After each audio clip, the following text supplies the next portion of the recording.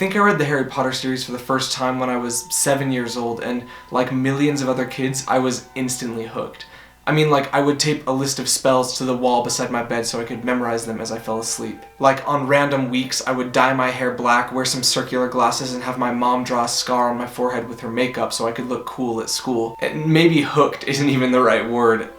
I was obsessed. At this point, it's been over a dozen years since I was first engrossed in the wizarding world of Harry Potter, but last week I watched the movies for the first time in a very long time, and it all came back.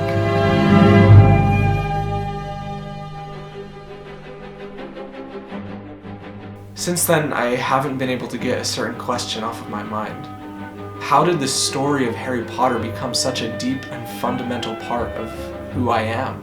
Well, simply put, it's just a really, really good story.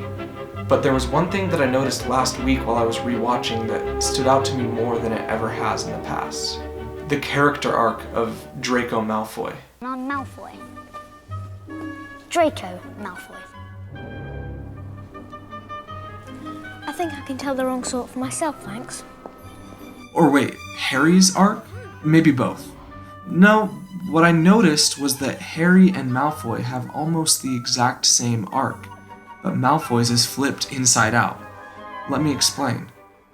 One of the most compelling things about Harry's character is that he is not perfect.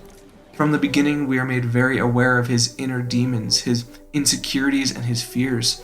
We are made aware of his darkness. This is actually a really common and powerful trope of a hero. I just don't think we notice it very often. The hero must be a monster. I just feel so angry all the time. And what if after everything that I've been through, something's gone wrong inside me? What if I'm becoming bad? What we slowly notice over the course of the story is that Harry is just as much of a monster as anyone else. What makes him a hero is that he chooses to be virtuous despite that fact. There are a lot of very stark moments where we see Harry's monster waging an inner battle, but what makes him a hero is that he chooses to do what is right despite what the darkness tells him. On many occasions, Harry was almost the villain, but we learn very quickly that the person Harry is someone who has the courage to choose good over evil, and that's what makes us cheer for him. With Malfoy, though, we immediately learn that he is perfect. Well, we learn that he thinks he's perfect anyway. The image of Malfoy just oozes with arrogance and overconfidence. He's rich, he's powerful, he has the slicked back hair and a group of cronies that do whatever he wants. Not even the Sorting Hat is confused about how perfect Malfoy is. Over the course of the series, though, we watch Malfoy change from a haughty schoolboy to a monster because he continually gives in to the evil impulse rather than fighting against it. We don't cheer for him at all in the beginning because we know that he has no inner battle. He chooses the worst option every time. The beauty of the filmmaking and story, though, is that we begin to see the light trying to break forth from within him. We begin to empathize. His cowardice makes him the perfect anti-hero. Malfoy then finds himself at once truly in the depths of darkness. We watch him carrying out the bidding of true evil for the hope that he will finally be accepted somewhere, and much like Harry, he becomes the chosen one, but of the wrong side. He finds purpose in evil, but because he has seen good, it takes a major toll on him. There's a moment, though, when Malfoy and Harry's story arcs intersect.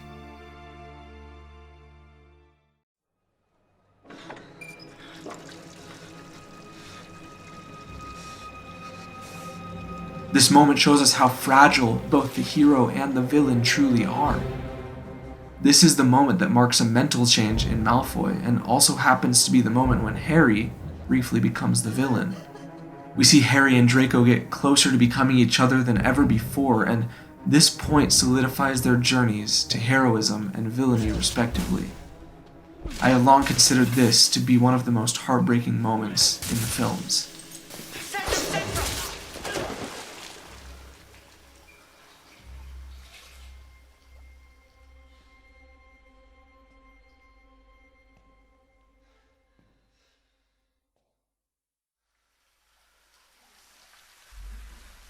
Malfoy has been broken by evil, but he knows good. He's watched Harry and his friends in jealousy for years. It pains my soul to see Malfoy continually making the wrong choice and knowing it's wrong, but feeling as though he will only find acceptance through that evil. And then there's this scene. Harry Potter is dead!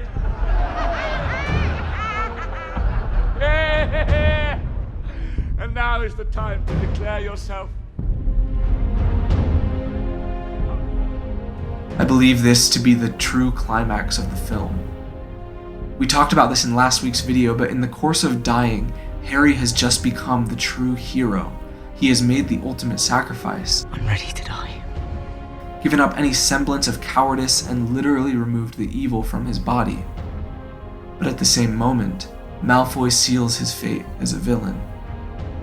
Every time I watch this scene, it feels like Malfoy is just waiting for a reason not to go, and I wonder what would have happened had one person bravely uttered the word, stay.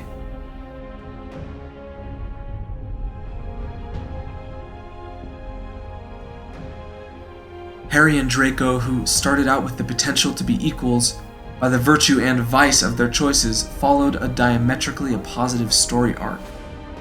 Scared, Potter. Came close to switching paths, and in the end, their choices sealed the fate that they truly sought for.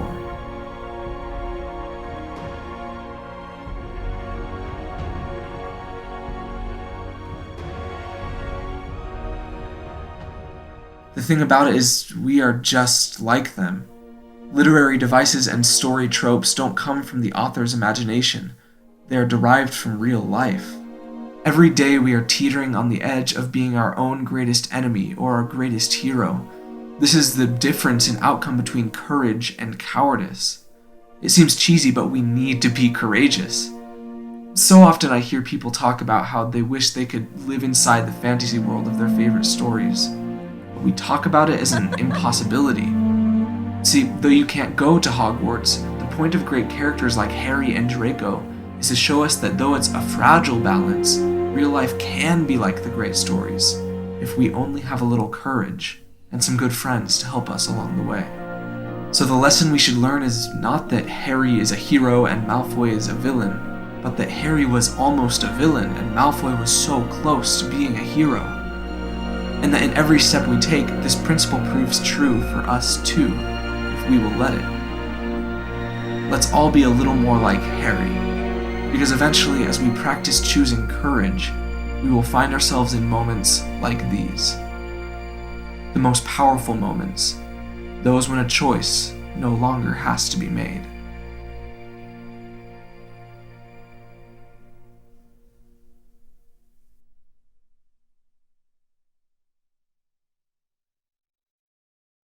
Thank you all so much for watching this week's video on the LightBreaksForth channel. If you enjoyed, don't forget to leave a like and subscribe. Leave a comment down below with criticism. Tell me what you think. Give your own opinions on the topic that I talked about today. And I'll see you in next week's video.